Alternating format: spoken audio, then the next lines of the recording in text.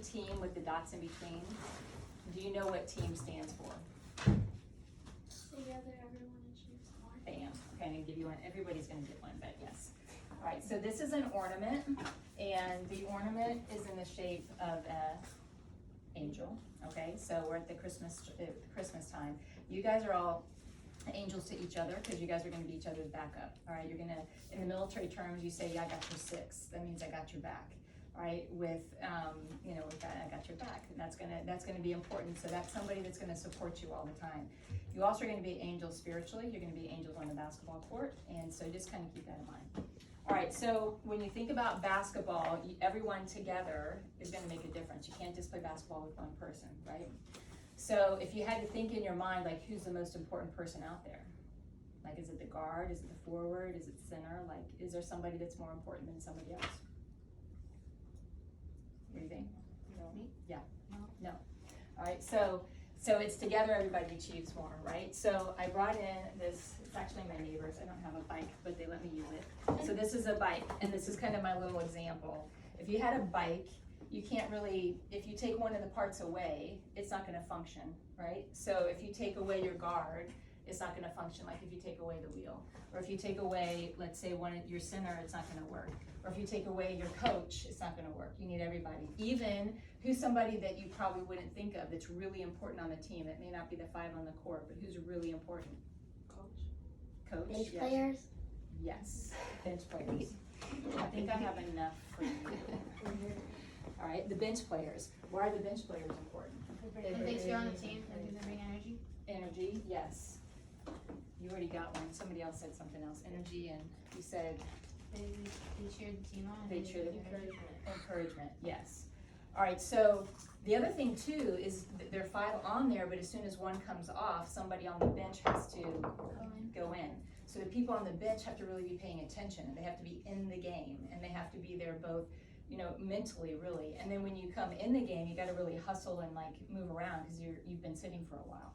All right, so I'm going to pass these out too, but in basketball, you're going to be playing for your teammates. But in life, you're going to be playing for who? Yes, for Jesus, for God. All right, so there's a lot of parallels when you play sports. When you play sports, to me, it's like this small little world that just teaches you a lot about life. So whatever you're learning on the basketball court, whatever you're learning from your coaches, it can transfer into everything that you're doing outside of life. It can go into your academics, and it can be with your friends, all sorts of things.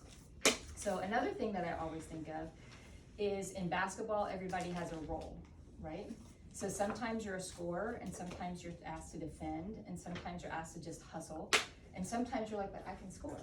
Like, why is it you just want me to guard and you want to give her the ball when it's like the last 5 minutes? So you have to think about, like, there's a rhyme and there's a reason why coach is doing it. It may be that everybody thinks that she should have the ball, and so does the other team. So we're going to be clever, and we're not going to give the ball to her. We're going to give the ball to her. So everybody guards her. She's wide open and makes a shot. Does that make sense? So there's like a lot of cleverness that goes into it. So you all have a role to play in basketball. And then in life, God created us all with a Purpose. bingo. Okay, God created everybody with a purpose.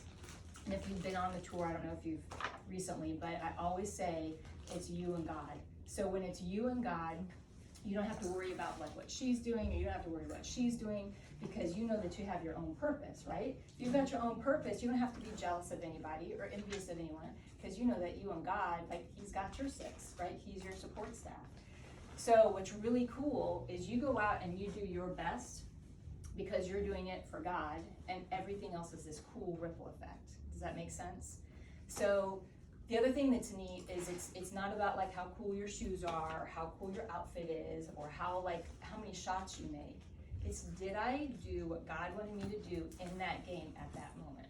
Does that make sense? Mm-hmm. So if God wants you to hustle and go after that ball and like scrap like crazy, that's what he's called you to do in that game. Maybe you didn't score the 15 points, but you made that huge play that allowed your teammate to make that shot. And that's how like all the little pieces work together. It's pretty cool. Mm-hmm. So you got to think about that, because what's really difficult is in today's world, everybody's about like the flash, the glam, like bringing the juice and that's not what God's world is like. Does that make sense? Yeah.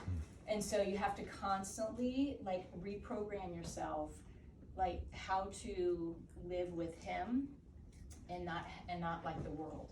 But then you also have to deal with people in the world. So it's kind of this crazy balance of how do I like fit in and be cool and get along with people so that they respect me and I can be a leader on the basketball team. But then how do I do it so that I'm making a difference for him and I'm not compromising my faith, right? Sometimes that's a difficult balance.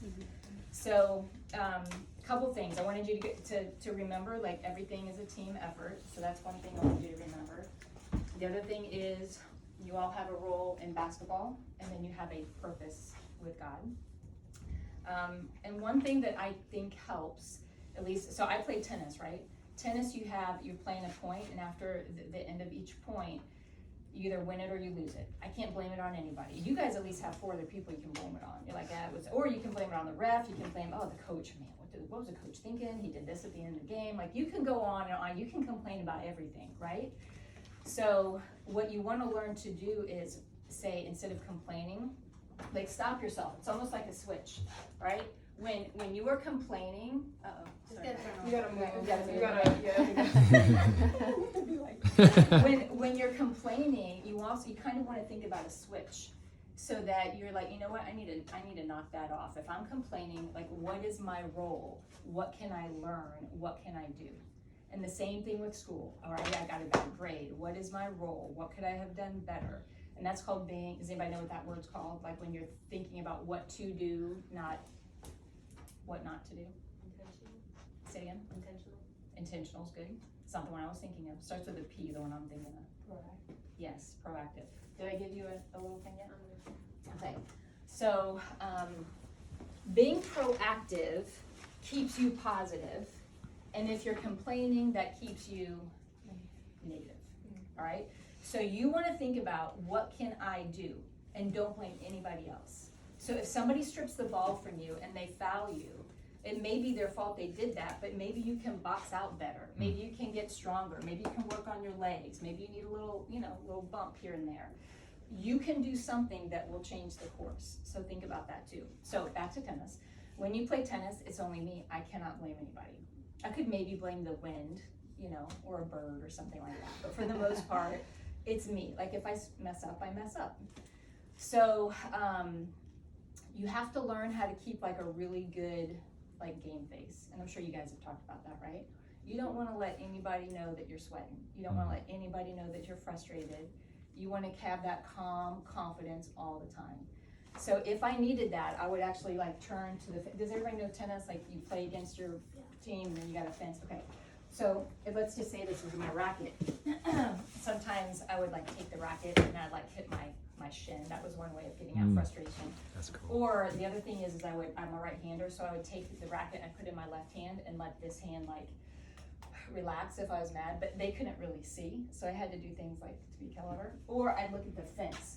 And so if I needed to say anything or if I was going to be negative, I would do it at the fence. But as soon as I turned around, it was game on. I'm ready. I got my game face on. So you guys need to figure out okay, I'm mad. I can say some other words, but I'm not in my best mind frame. How do you quickly switch it the switch, all right?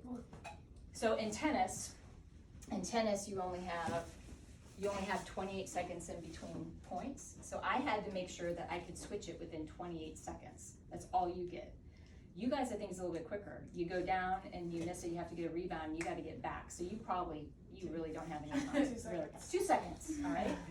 And the difference in tennis is tennis is individual. I'm not bumping into anybody. So you guys got more physical component, and you have a quicker turnaround. So another analogy with learning how to let that go, I have 2 of them. One is kind of gross and one's a little bit better.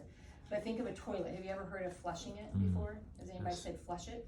Flush it. Flush it. All right, so when you flush the toilet, you're flushing it. Everything that's in there is gone. You've got to quickly learn how to flush it, let it go. And that goes for your teammate. Let's say, I don't know, I'm going to pick on you, Joy. Let's say Joy made a really bad decision, all right? And you're frustrated with Joy, that really hurt us. But let me ask you this, has anybody else made a bad decision on the court? Yeah, we all have. I doubt she meant to do it, all right?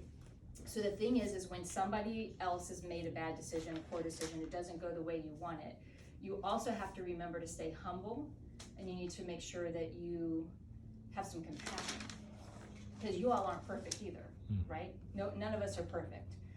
So what makes you feel better? To harp on her and complain, or to say, don't worry about it next time? What do you think is gonna make next time? All right, so when you are, did I already give you one? No, first one, okay. So when you're working with your teammates, you also have to make sure that you are edifying and you're making a difference for somebody, all right? And so God asks us to love others as ourselves. Okay, so if I'm gonna love you, the only way I can love you is if I love myself. Okay, so that means I have to be kind to myself. I have to give myself support. I have to be my own backup. Because when I'm comfortable with myself and I'm comfortable with how God made me, because he made me with a specific purpose, different than all of you, which is actually kind of cool. I mean, maybe we have some commonalities, but. So if I'm confident with myself, that means I can be really cool and supportive of you no matter what. Because I don't have to be jealous. I can do my own thing because I know I've got my own purpose.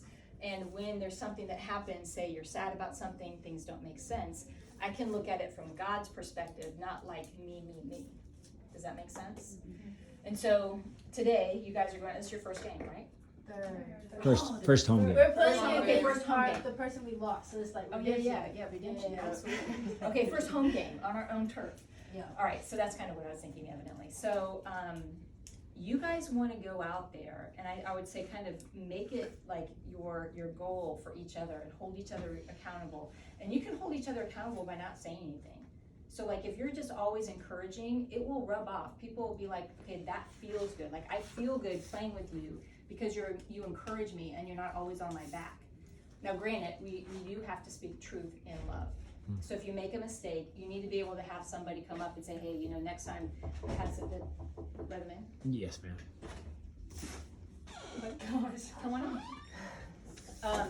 If somebody's making a mistake, right? If somebody's doing something they shouldn't, or let's say, you want to guzzle a Coke before the game, you need to have somebody say, hey, that's probably not the best choice. Now, if you drink it, then that's too bad for you. You'll probably be, not doing too well. Yeah, guessing out. But you need to be able to speak truth with love, all right? So you have to be able to be received well, but you also have to be able to be a support staff for your teammates. So the other thing I was gonna say about flushing it, that's the toilet. The other one is this. How many of you guys, you don't have to raise your hand, and I'll speak for myself, but I'm guessing probably everybody gets stressed out, frustrated, angry, insecure, all those things. Yes, Probably ma'am. everybody, things like that. Okay, so those are the things that actually keep us close to God. Because if we all were no problem, everything's cool, then we really wouldn't need Him to lean into. I think of this as a platter, and somebody told me this one time, or I read it somewhere. But think of all the junk that you deal with that bothers you, and think about just handing that over to God. So every day when there's something going on, school, friends, sports, whatever, just kind of visualize yourself talking to Him and Lord, sometimes I cannot handle it. I just need you to take it for me, if that makes sense. All right, and so that also just helps you with your overall sense of health and your overall lightness, because everybody's got it. Everybody's got a platter. And I guarantee you don't want my platter. And everybody's got something different. And I know you all have things. Most likely nobody's gonna wanna grab somebody else's problem. We don't like our own problems, but we probably don't wanna grab somebody else's. But if you can, just think, all right, how can I release this to Him? I know that He loves me. I know He has a purpose for me. All right, so how do I implement that? And every day, just think about how you can be the best you. And by doing that, again, it's like this ripple effect. So by you being the best you in the hallways or whatever it is, or on the court, you're gonna have this really cool effect that makes somebody else's day. Or you may say, tell me your first name. Jewel. So you may be in class and somebody drops their pencil or something happens and you're just kind and you pick it up and you're here, or they go like that and say, it's no big deal. Your kindness actually may be one of the nicest things that person has heard all day long. Or they could have just gotten reamed out by their parents in the morning. or they may have had a bad sports day. Does that make sense? So and even your smile, like if you're like in the hallways, you're like, what's up, Joy? Doing all right. So just even that, or like, I saw your game, that was incredible. Those kind of things make a difference. So then that goes into, and for anybody that hasn't answered, what are some things that you can say to one of your teammates when they make a shot? Good shot. Good shot. Is it who hasn't? Have you got one? No. Yeah, nice shot. All right. So what's a nonverbal you can do to a friend? What's something kind of cool? Yeah, high five, a thumbs up. You can go like that. You know, you can come up with some things that are like pretty cool. A little smack on the back, whatever. Those things. Yep, just like that. Like those are the things that are fun. And believe it or not, as long as you keep him in mind and you're trying to do your best, the game is really fun. It's like brutal, but it's fun. And it gets intense, but it's kind of fun. And y'all may get mad at the coaches, but then you guys are coming together, and that's cool, and that's okay. The other thing is everybody has quirks, so just remember everybody has quirks, and to embrace everyone's quirks, because you know you have your own. Does that make sense too? Like I can get really I like things a certain way, and people on the team and admissions, they know I like it a certain way, but they still love me for that, even though I'm kind of goofy and dorky with it. So, okay, have I said all the things I think I wanted to say? Have I taken up too much time? No. Oh, sorry, I had something else. All right, so number one thing, what does team stand for? That's right. You guys are playing for your teammates, but then in life you play for? Okay, very good. If you guys are upset, you have to learn how to reset, which is flush it. If you guys are sad, upset, depressed, you can think of the Lord and you are giving him your yep, give him all your junk. The next thing I would say is you always have to assess too. So when you're done, there are 3 things I think you should do. Number 1, you need to think about what you did incorrectly, poorly, whatever. Think about the things you did not do well in. Number 2, think about what you did do well. Where did I excel? And then number 3, what's my game plan moving forward? Okay? The thing is if you think about what you did poorly, you're being realistic and you're being vulnerable. All right, you're saying, you know what? I got too winded. By the 4th quarter, I got too winded. I need to get in better shape. Or when I'm guarding somebody, they're quicker than me. I need to jump more rope. Or, you know when you box out, you have to like get your angle right? You got to get your butt on somebody. So it's not maybe necessarily the physical part, but it's your intelligence. Like you need to make sure you're in the right position at the right time. Or isn't it like when you're guarding, you kind of angle yourself because I want to scoot you this way. Well, if I'm not angling right, then now you're in better position than I am, right? So then there's intelligence and there's like cleverness to it. So you got to figure out and be realistic, and you can't be so cocky that you don't have room to grow. All right. The other thing is when you look at what you didn't do well, you have to also make sure you're not too hard on yourself. That was me. When I played, I was too hard on myself. I had to learn to release it. I had to learn to okay, I'm a perfectionist, but you got to let it go. So I thought about what I did. I was really good at self-analyzing and being critical and hearing criticism, but sometimes it was too heavy, and I needed to kind of lighten up a bit. The reason you want to be able to think about what you did well is God gives you gifts, right? And it's not to make you cocky, but it's to help other people. So if he gives you the gift to shoot or to do well, you need to know it, but then don't get cocky with it. And then the other thing is you have to learn how to have a game plan. So it's like in studying. I have a test in 2 weeks. How am I going to learn to study for that? Like you plan it out and so forth. You got to have a game plan. All right. So the scripture that I want to kind of wrap this up with is 1 Corinthians 10:31, and I have all this written down for you guys. And anybody know that by any chance? 1 Corinthians 10:31. What is it? Whether therefore ye eat or drink, do it all for the Lord. Bam! Yes, that is awesome. That is awesome. Okay, so whether you eat or drink or whatever you do, do it all for the glory of God. All right, so no matter what you're doing, no matter if you're on the bench, no matter whether if you're injured, no matter if you're on the court, you do the best you can do all the time because it's for him. It is for your teammates, right? It is for your parents, it is for your coaches, but ultimately it's for him. And that helps keep you away from like having idols and all that kind of stuff. That mindset is freeing.